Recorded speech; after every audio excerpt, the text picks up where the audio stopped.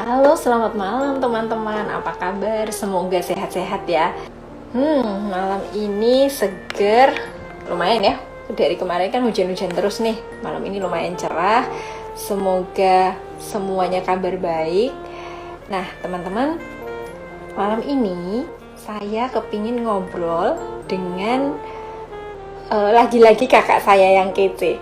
Beberapa waktu yang lalu saya juga pernah live dengan beliau. Namanya Mas Kabul Hartono.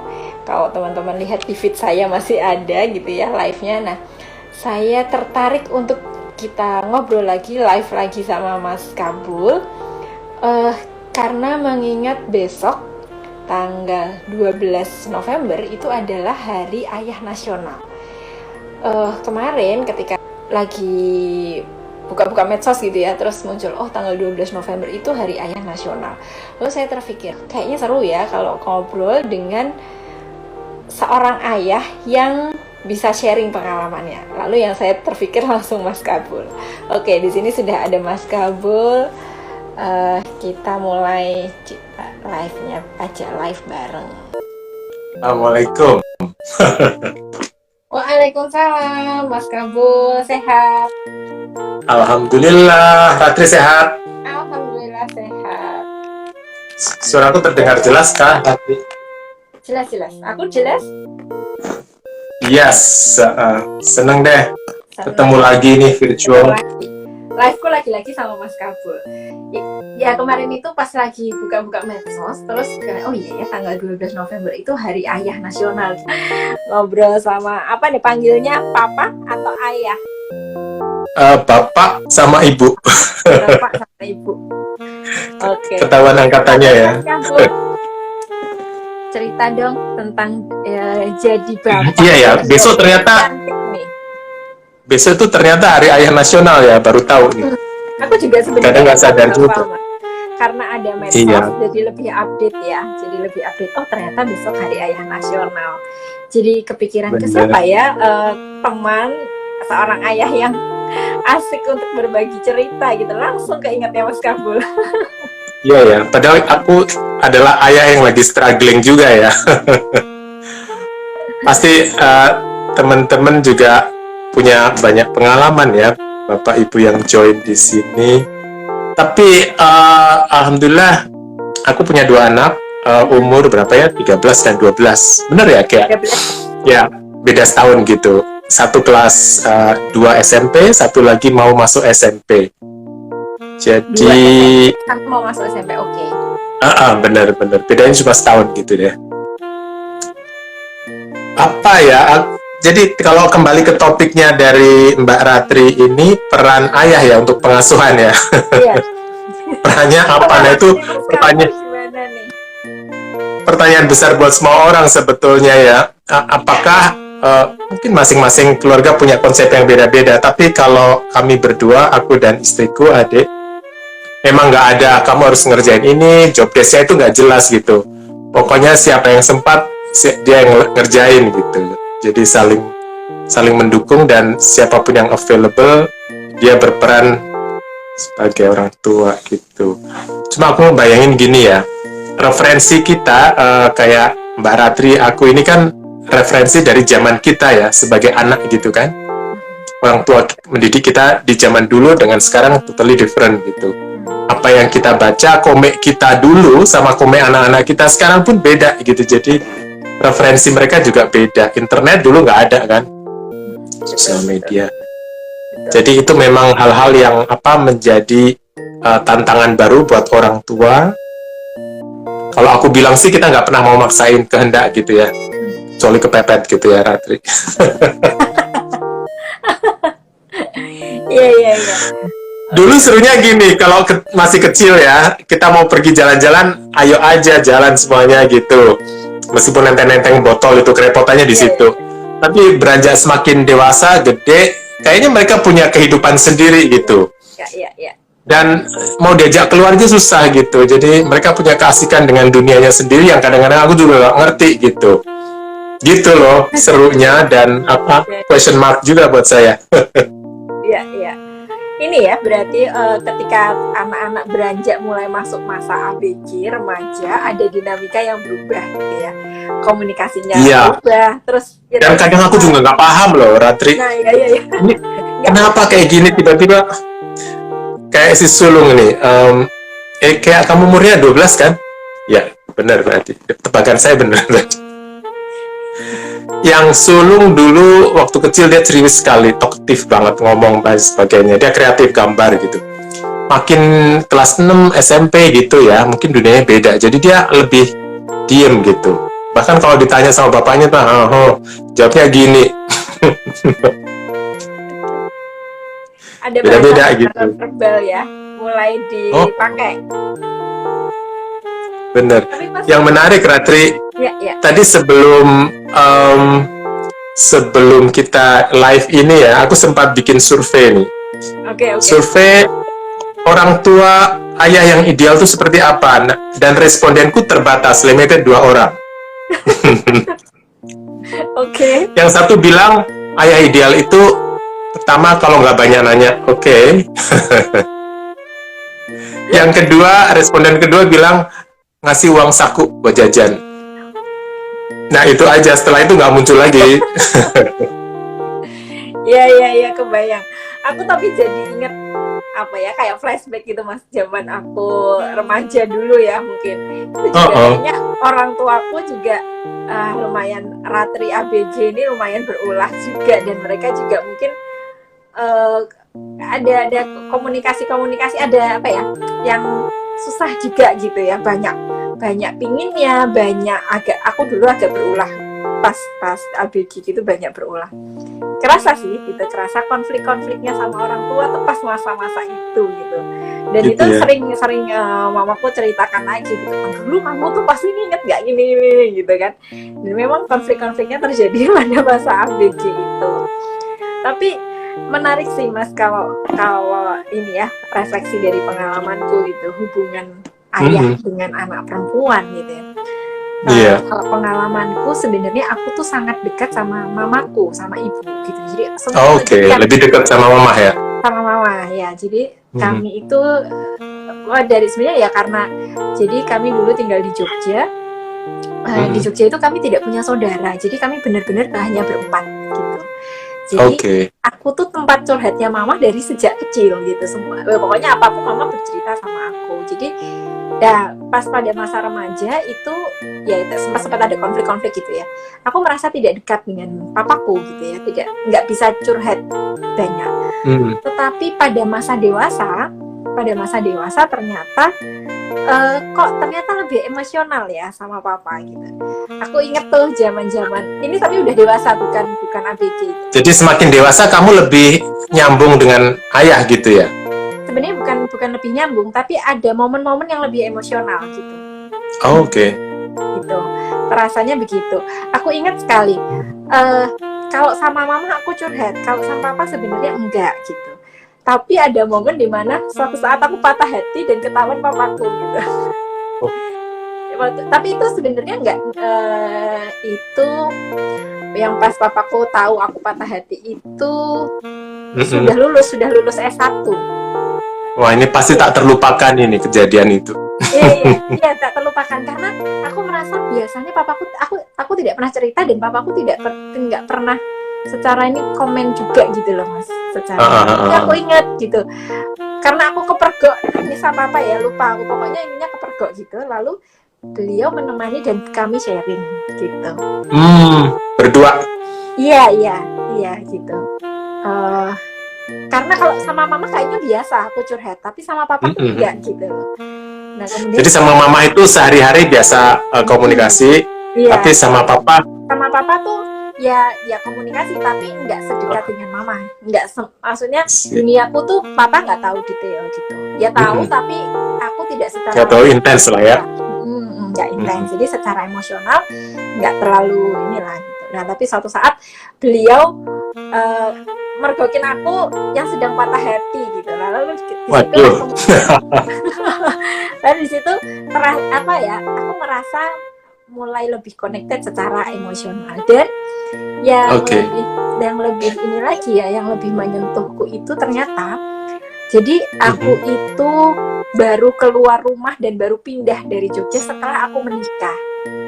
Gitu, setelah aku menikah, aku tinggal di Cibubur di Jakarta ini, terus ya pisah sama orang tua aku.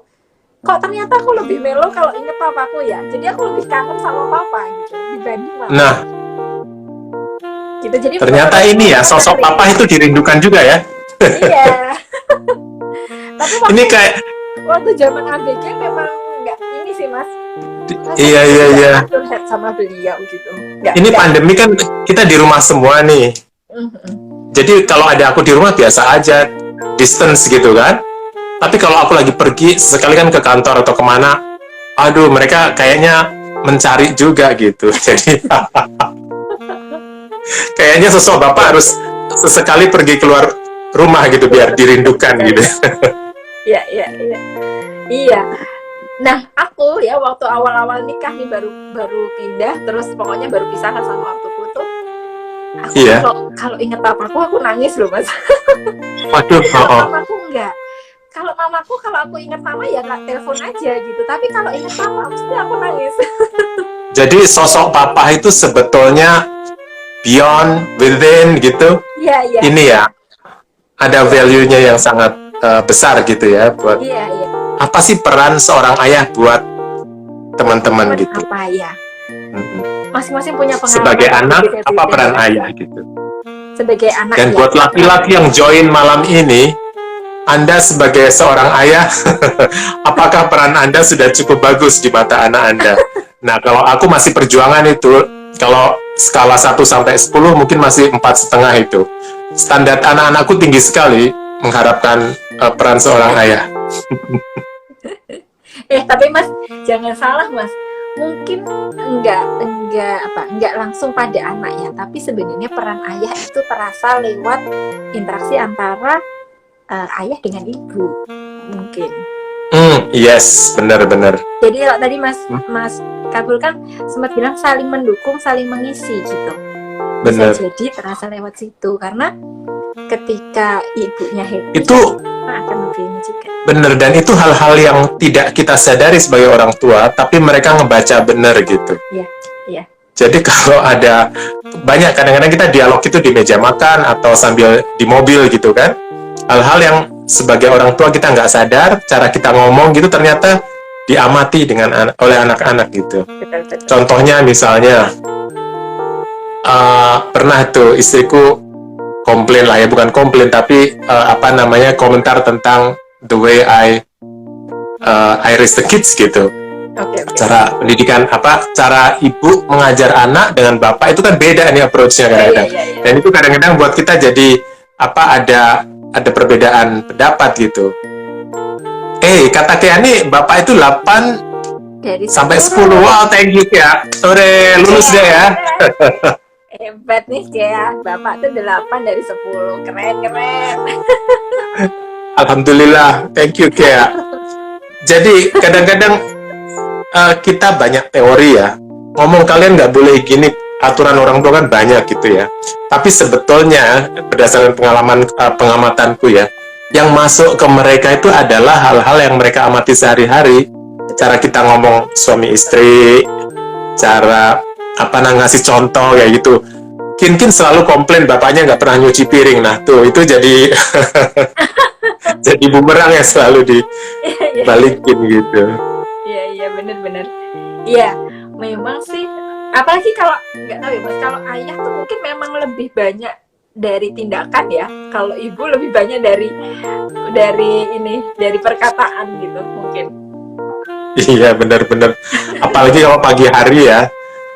Harus anaknya sekolah Zoom, mereka belum bangun. Nah itu peran ibu memang sangat ya, ibu-ibu seluruh Nusantara ini bekerja keras. Iya. Ada tugas baru ya di masa pandemi ini yang bukan baru tapi sebenarnya menggantikan sesuatu yang lama nih. Tadinya ngantar ke sekolah, kalau ini nyiapin untuk siap-siap Zoom gitu ya. Bener. Dan ini teman-teman juga tolong sharing ya, karena masing-masing pengalaman pasti beda ya Mbak Ratri ya.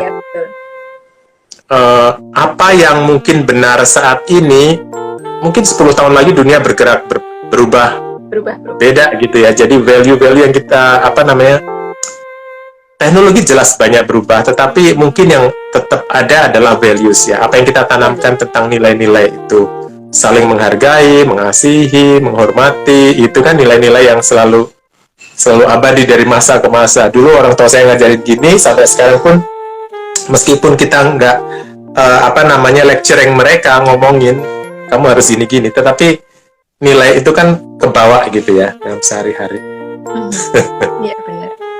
Sama kalau aku ingat, kalau ortuku itu suka bercerita tentang pengalamannya.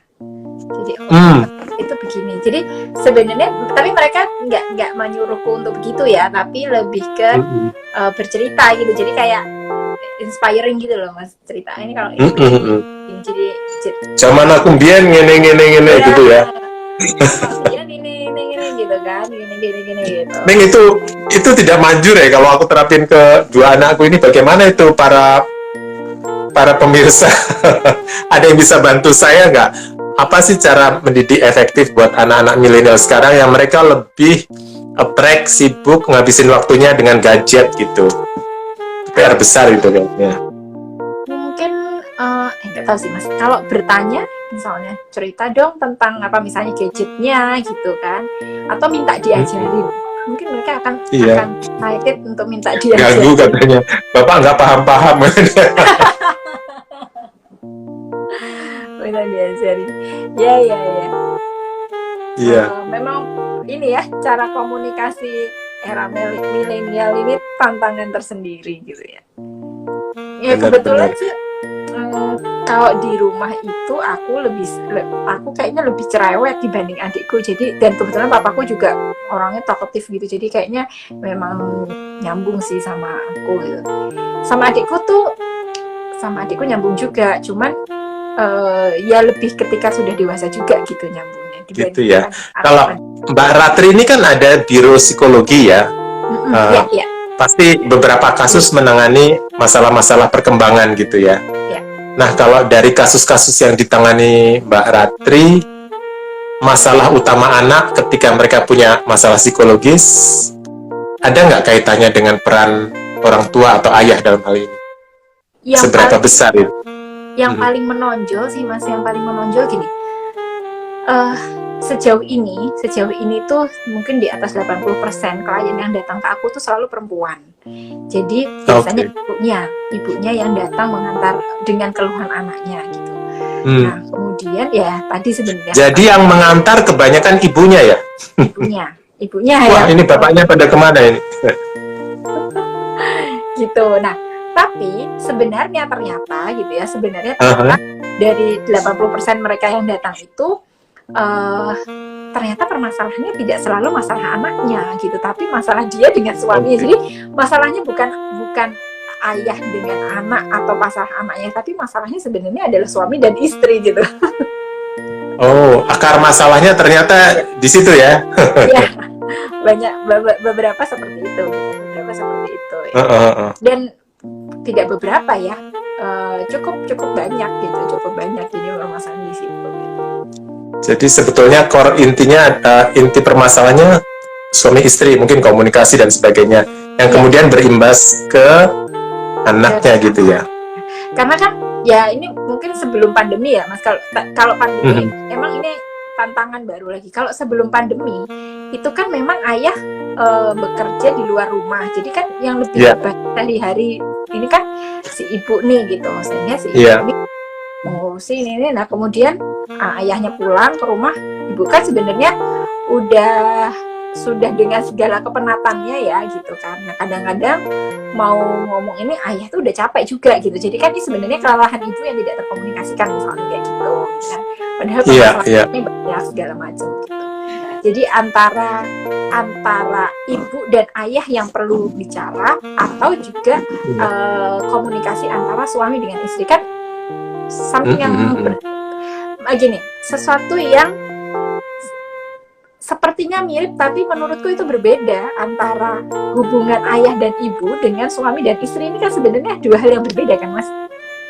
Iya, tapi bisa saling nyambung ya? Iya, saling nyambung, karena karena tuh tidak apa ya, tidak disadari bahwa itu sesuatu yang berbeda gitu.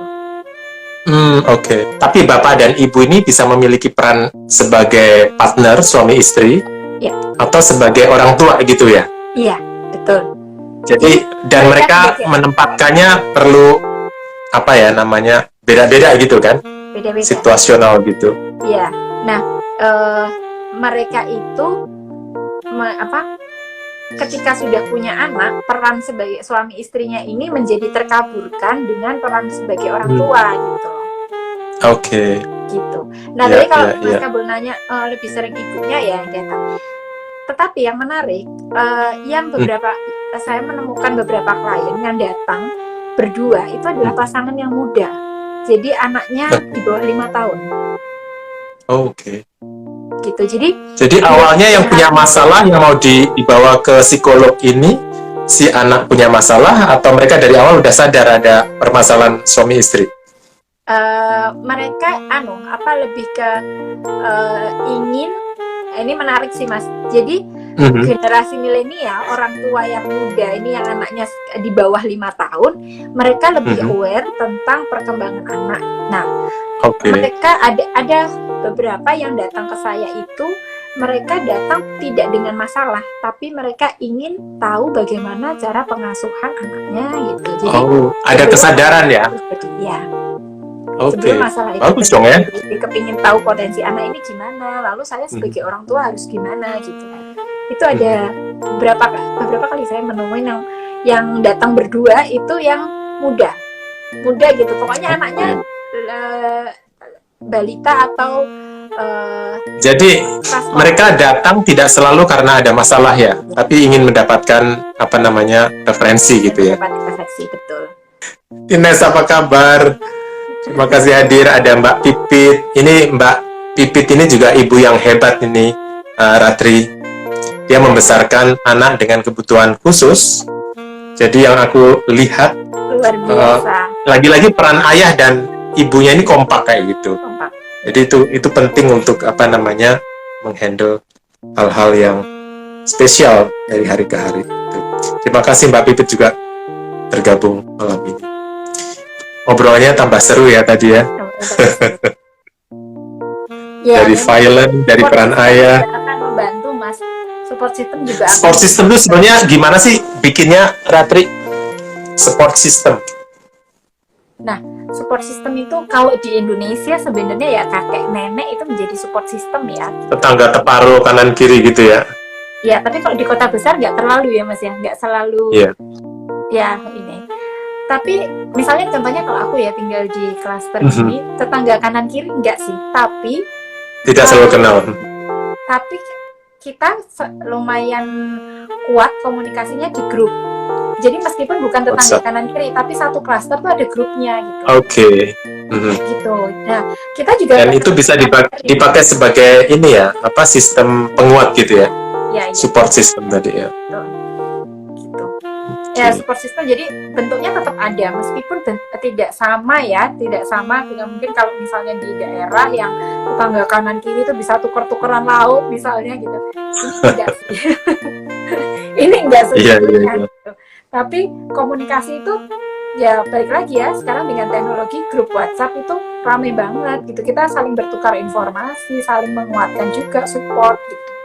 Waktu kemarin awal-awal pandemi ketika ada tetangga klaster ini yang kena COVID gitu ya, yaitu di grup itu saling berkomunikasi dan dikoordinir. Oh, siapa yang mau ngirimin bantuan, daftar ke saya ya gitu. Nanti kita akan atur pengirimannya gitu-gitu. Jadi support system sebetulnya bisa kita create atau memanfaatkan network yang sudah ada di sekitar kita gitu. Betul, ya. Gitu. Good. Apakah ada sharing yang lain, teman-teman? Ada yang mau nanya? Jadi kalau kembali ke topik ini, highlightnya Mbak Ratri apa ini? Peran ayah dalam mendidik anak kayak tadi, pengasuhan ya. Kalau dari pengalamanku sendiri sih, ayah itu tadi juga Mbak Ratri juga sharing ya, peran memberikan role model, ya kan? tidak harus hadir secara present, secara fisikal terlalu sering gitu, karena ada beberapa ayah yang memang tidak bisa hadir secara fisik terus-terusan, tetapi yang penting kualitas komunikasi gitu ya, bagaimana dengan waktu yang terbatas dia bisa cukup dekat dengan anaknya. Ya. Kemudian tidak hadir.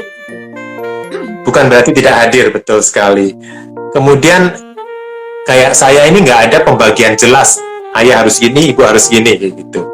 Jadi kekompakan figur ayah dan ibu ini dalam mengisi pendidikan dan komunikasi dengan anak itu, aku rasa itu hal yang dilihat oleh mereka gitu. Ya, jadi saling melengkapi, bereskan dulu urusan yang dua orang ini sebelum mereka mengharapkan lebih banyak dari yang di bawahnya gitu. Ya. Jadi dua rasa itu sih yang saling melengkapi, saling mendukung, dan terasa ada cinta di situ, ada kasih sayang. Nah, itu sebenarnya yang akan membentengi segalanya dan akan bisa memastikan bahwa semuanya akan bisa berjalan baik-baik saja gitu. Meskipun drama pasti ada ya, Mas, drama, konflik. Iya dong. Ini itu cukup bisa menjadi bentengnya, aku rasa. Ya.